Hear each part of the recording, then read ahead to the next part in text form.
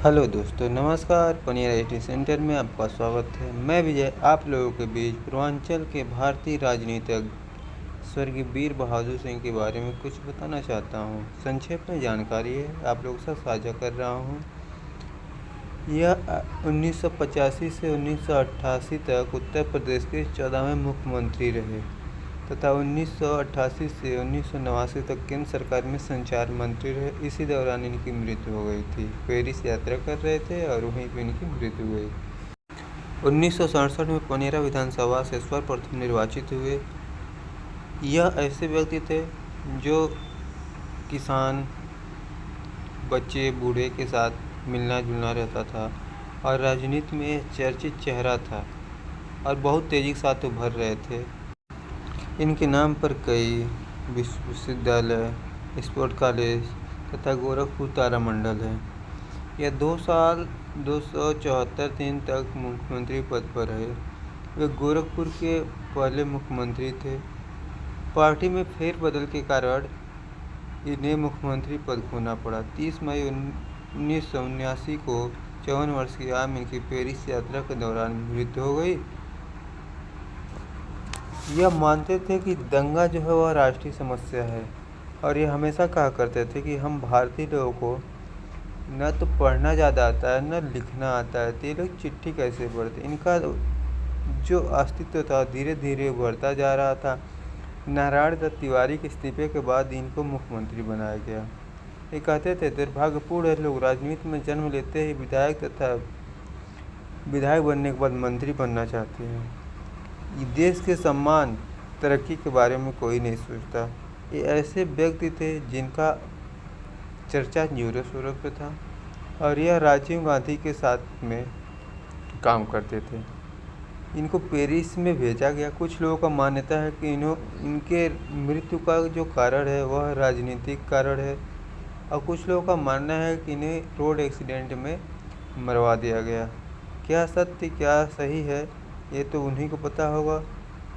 इनकी जुड़ी कुछ जानकारी आप लोगों को समझ। जय हिंद, जय भारत। यह जब मुख्यमंत्री पद पे बने रहे, इनका राजनीतिक जीवन कैसा था इसके बारे में कुछ विशेषज्ञ, जो राजनीतिक विशेषज्ञ होते हैं, सलाहकार होते हैं, वे लोग अपने दावे को बताते हैं कि इनका व्यवहार कैसा था, कैसे नेता। वीपी सिंह के इस्तीफे के बाद श्रीपति मिश्र को मुख्यमंत्री बनाया गया। वीपी सिंह केंद्र की राजनीति में लौट गए और एक बार फिर केंद्र में मंत्री बना दिए गए। श्रीपति मिश्र जनाधार वाले ब्राह्मण नेता थे जो जज से गांव प्रधान और फिर सक्रिय राजनीति में आए थे। श्रीपति ने भी डाकू मुक्त अभियान को आगे बढ़ाया,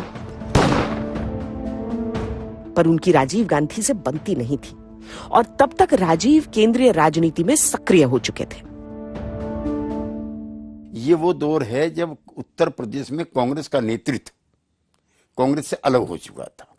चाहे सीबी गुप्ता थे, चाहे बहुगुणा जी थे, चाहे चौधरी चरण सिंह थे, चाहे कमलापति त्रिपाठी थे और जूनियर नेताओं में मारामारी थी। बलराम सिंह यादव थे, वीर बहादुर सिंह थे और श्रीपति मिश्र भी थे। लिहाजा एक तो कांग्रेस का आंतरिक संघर्ष और उत्तर प्रदेश जैसे बड़े प्रदेश को ना संभालने की वजह से ये ही एक मुख्य कारण था कि श्रीपति मिश्र भी अपना त्याग पत्र दे दिए। श्रीपति मिश्र की विदाई के बाद बचे कार्यकाल के लिए नारायण दत्त तिवारी को दूसरी बार मुख्यमंत्री की कुर्सी सौंप दी गई। उनकी एक बहुत व्यापक दृष्टि थी। वो बहुत अच्छे प्रशासक थे, समर्पित प्रशासक थे। एनडी तिवारी को फिर से मुख्यमंत्री की कुर्सी संभालने के 3 महीने बाद तत्कालीन प्रधानमंत्री इंदिरा गांधी की हत्या हो गई। आए राजीव गांधी। पार्टी, संगठन सब राजीव गांधी के पास आ गए। इस बीच नई विधानसभा का चुनाव भी हो गया और कांग्रेस पूर्ण बहुमत से फिर सत्ता में लौट आई। नारायण दत्त तिवारी ने फिर से मुख्यमंत्री पद की शपथ ली। एनडी तिवारी को पद संभाले मुश्किल से 1 साल हुआ था जब एक दिन राजीव गांधी यूपी के दौरे पर गए। कहते हैं वहां गोरखपुर के एक नेता से उनकी लंबी बात हुई थी और अगले ही दिन यूपी के इतिहास ने एक और करवट ले ली।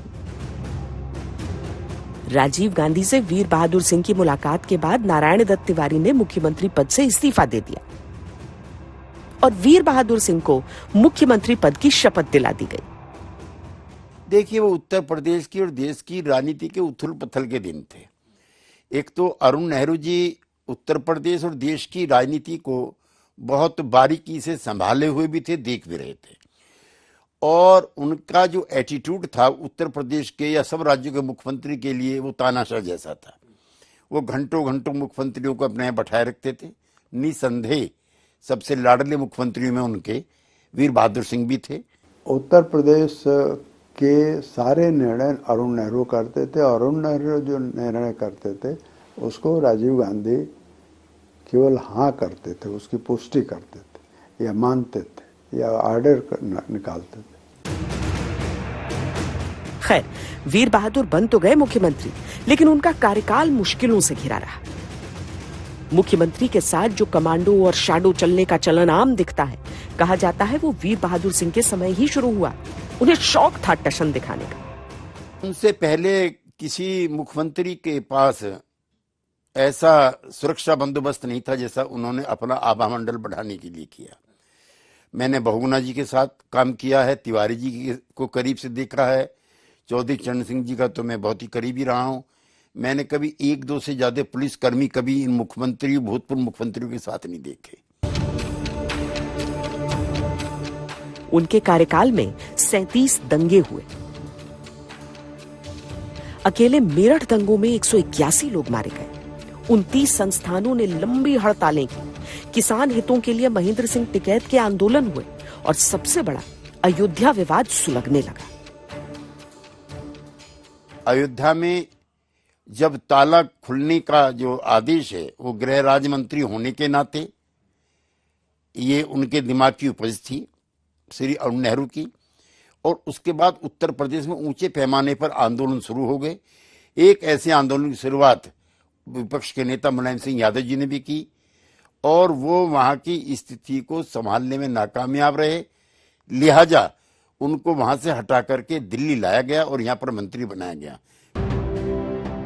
वीर बहादुर सिंह की कुर्सी गई तो एक बार फिर से नारायण दत्त तिवारी को ही सत्ता सौंप दी गई। नारायण दत्त तिवारी इसके बाद करीब 1.5 साल मुख्यमंत्री रहे। पूरा प्रांत व्यापी, पूरा प्रदेश व्यापी इंफ्रास्ट्रक्चर डेवलप करने का जो अच्छा काम हुआ, sugar mills, universities, medical colleges वगैरह वगैरह, सड़कें, नहरें, पुल, तो वो तिवारी जी के समय में बहुत अच्छा काम हुआ। इस बीच केंद्रीय राजनीति की उथल पुथल का असर भी यूपी पर पड़ने वाला था। वीपी सिंह ने पार्टी के भीतर विवाद के कारण कांग्रेस छोड़ दी और राजीव गांधी के खिलाफ बोफोर्स का मुद्दा लेकर उतर गए। विपक्षी दलों को जनता दल के बैनर तले लाकर वो इसका नेतृत्व कर रहे थे। 1989 में यूपी के चुनाव हुए और यहां से कांग्रेस के लिए फिर यूपी में कभी न खत्म होने वाला वनवास शुरू हो गया।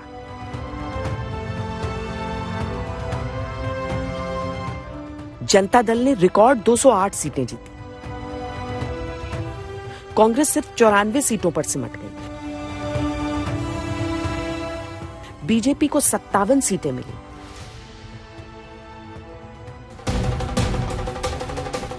जनता दल को मुख्यमंत्री चुनना था। मामला फंसा था चौधरी चरण सिंह के पुत्र अजीत सिंह और मुलायम सिंह यादव के बीच। वीपी सिंह देश के प्रधानमंत्री बन चुके थे।